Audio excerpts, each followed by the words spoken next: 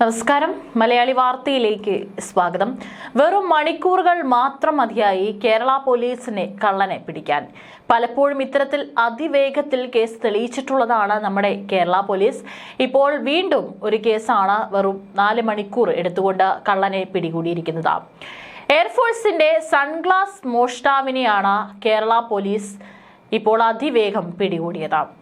Fort Kochi കാണാനെത്തിയ ഉന്നത air force ഉദ്യോഗസ്ഥയുടെ Ray Ban sunglass മോഷണം പോയ കേസ് തെളിയിക്കാനാണ് പോലീസിന് വേണ്ടി വന്നത് വെറും 4 മണിക്കൂർ മാത്രമാണ്.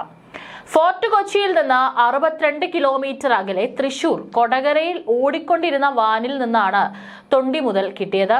സ്ക്വാഡ്രൺ ലീഡറും പൈലറ്റുമായ ആലുവ സ്വദേശി ഷെറിൻ കുര്യാക്കോസിനെ ഫ്ലൈയിങ് യൂണിഫോമിന്റെ ഭാഗമായി എയർഫോഴ്സ് അനുവദിച്ചതാണ് മോഷണം പോയ സൺഗ്ലാസ്. കഴിഞ്ഞ ദിവസം 5-ന് ഉച്ചയ്ക്ക് 2:30-നാണ് ബന്ധുക്കൾക്കൊപ്പം റെസ്റ്റോറന്റിൽ കഴിക്കാൻ കയറിയപ്പോഴാണ് മേശപ്പുറത്ത് വെച്ച സൺഗ്ലാസ് മോഷണം പോയത്. വൈകിട്ട് 6-ന് തന്നെ പരാതി നൽകി അതിവേഗ ഇടപെടൽ പോലീസ് നടത്തുകയായിരുന്നു.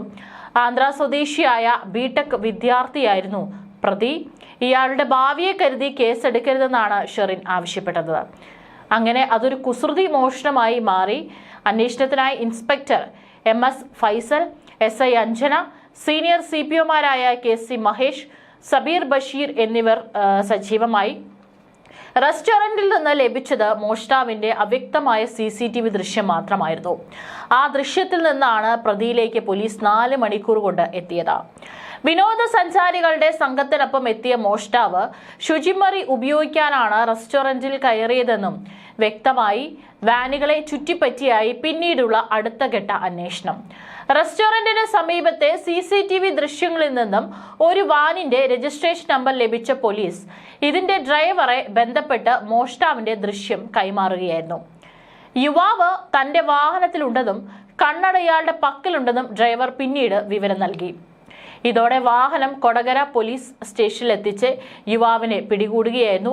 ഏതായാലും ആ എയർഫോഴ്സ് ഉദ്യോഗസ്ഥ പറഞ്ഞു, ആ യുവാവിന്റെ ഭാവിയെ കരുതി കേസെടുക്കണ്ട, അവന്റെ കൂടുതൽ വിവരങ്ങൾ പുറത്തുവിടരുത് എന്ന് പറഞ്ഞതുകൊണ്ടാണ് കൂടുതൽ വിശദാംശങ്ങൾ പുറത്തു വരാത്തത്.